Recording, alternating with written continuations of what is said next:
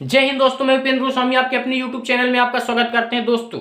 दोस्तों आज हम पढ़ने वाले हैं हिस्ट्री में अकबर के बारे में। हुमायूं तक का आपका कंटेंट हो गया था, बीच में एक शेरशाह सूरी बचा था तो उसको हम कंप्लीट करवा देंगे।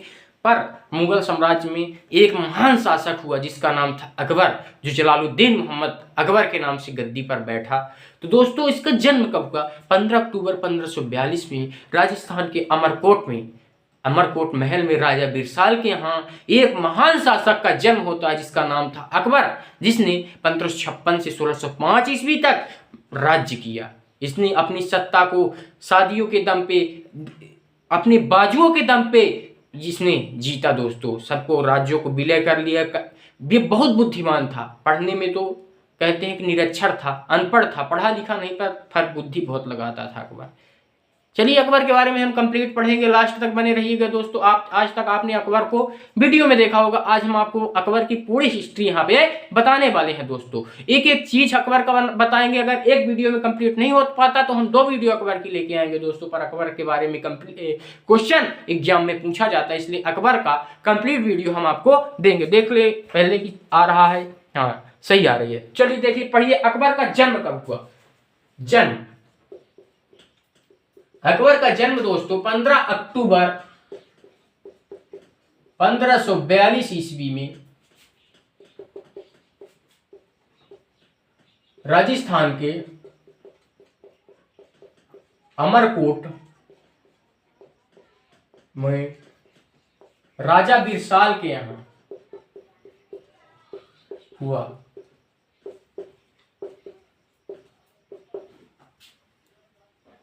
यहाँ हुआ। चलिए मैं साइड हो जाता हूं, नोट करिए, थोड़ा थोड़ा कंटेंट पर नोट करते चलिएगा। देखिए, हुमायूं की मृत्यु के पश्चात अकबर और बैरम खान दोनों पंजाब गुरुद्वार में परमिशन पर गए थे। अकबर का संरक्षक कौन था? अकबर का संरक्षक बैरम खान था। बैरम खान जो 1560 ईस्वी तक 1560 तक इसका साथ निभाया। किसका साथ निभाया दोस्तों? इसका साथ निभाया अकबर का। यहाँ पे नोट कर लीजिए, 1556 से 1605। ठीक है, अब देखिए अकबर और बैरम खान, जब हुमायूं की मृत्यु होती है दोस्तों 1556 में हुमायूं की मृत्यु भी हो जाती है, तो उस समय पंजाब में एक गुरदासपुर मिशन चल रहा था, वहां अकबर और बैरम खान गए हुए थे मिशन पर। अब नोट करिए अकबर के बारे में और कंटेंट नोट करिए। अकबर के समय हेमू का किसका मतलब कि शासनकाल चल रहा था? हेमू का। तो 1556 ईस्वी की बात है। अकबर के समय हेमू का शासनकाल चल रहा था। कहाँ? दिल्ली पे हेमू का शासनकाल, अकबर के समय शासनकाल चल रहा था। मैं आपको हिस्ट्री ही बता देता हूं। अकबर के समय हेमू का शासन काल चल रहा था दिल्ली में। हेमू जिसने 22 युद्ध लड़े और 22 के 22 युद्ध जीत गया। पर दोस्तों 1556 में पानीपत का द्वितीय युद्ध अकबर और हेमू के बीच होता है, जिसमें हेमू को अकबर पराजित कर देता है दोस्तों। हेमू कैसा था दोस्तों? हुमायूं को मार के हुमायूं की मृत्यु के पश्चात हेमू के बारे में पहले मैं बता दूं आपको। हुमायूं की मृत्यु के बाद, ये बताने वाली चीजें हैं, मृत्यु के बाद दिल्ली के सिंहासन पर बैठता है और विक्रमादित्य, इसको तब से नोट करते चलिए दोस्तों और सुनते चलिए। हिस्ट्री बहुत बढ़िया हिस्ट्री है। विक्रमादित्य की उपाधि धारण कर दिल्ली के शासन हेमचंद्र विक्रमादित्य के नाम से दिल्ली की गद्दी पर बैठता है। फिर क्या था कि 13 वर्ष की उम्र में दोस्तों, 13 वर्ष की उम्र में बैरम खान ने अकबर का राज्याभिषेक कर दिया। किसका? अकबर का। मात्र 13 वर्ष की उम्र में अकबर का राज्याभिषेक किसने किया? बैरम खान ने किया दोस्तों। कहां पे किया? कालानौर में। कहां? कालानौर में किया। चलिए आगे हम बढ़ते हैं।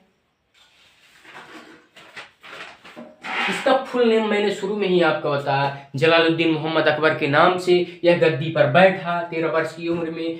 इसका राज्याभिषेक किसने किया? बैरम खान ने किया। इसका संरक्षक कौन था दोस्तों? बैरम खान था। 5 नवंबर 1556 ईस्वी को पानीपत का द्वितीय युद्ध हुआ।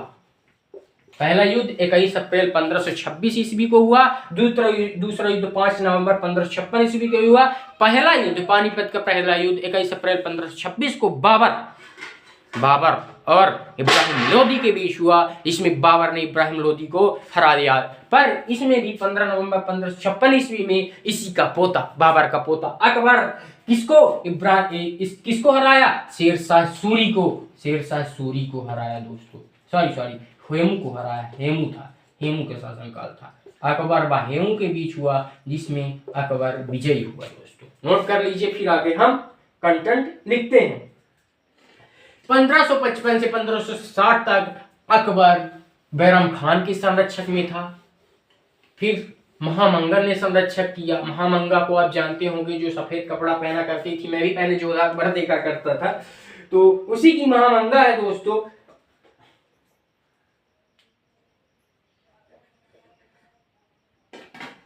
1561 में पहला शासक मालवा में किया। पहला आक्रमण मालवा के शासक के पास किया। फिर दूसरा आक्रमण राजा भारमल के साथ भी आक्रमण किया था। 1561 में यही इसने, नोट करते चलिए, साथ साथ नोट करते चलिए, मैं आपको बता रहा हूं।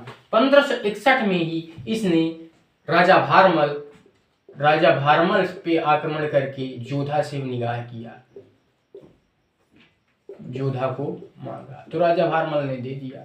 इसीलिए तो राजा भारमल और महाराणा प्रताप की नहीं जमती थी कि तुमने एक मुगल से अपनी बेटी की शादी की, क्योंकि तुमको गद्दी का लालच था दोस्तों।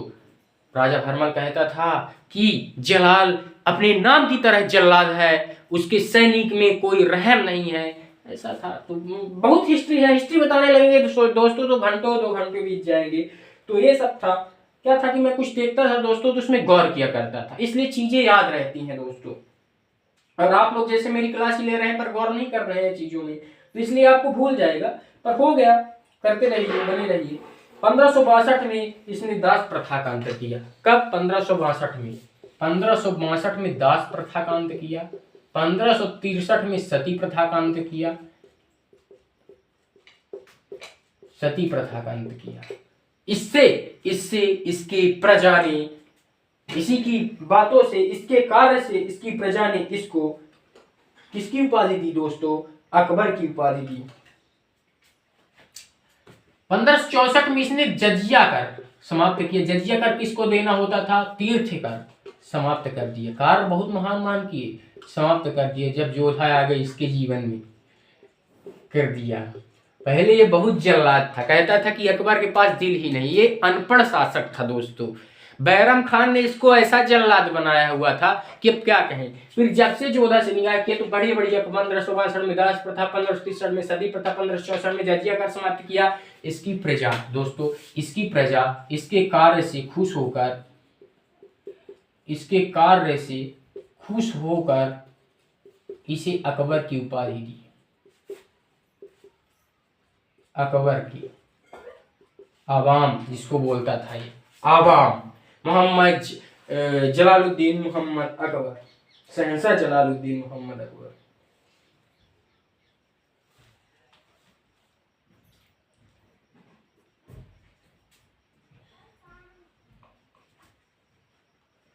फतेहपुर सिकरी, सूफी संत फतेहपुर सिकरी का अनुयायी था अकबर। सूफी संत फतेहपुर सिकरी का अनुयायी था अकबर।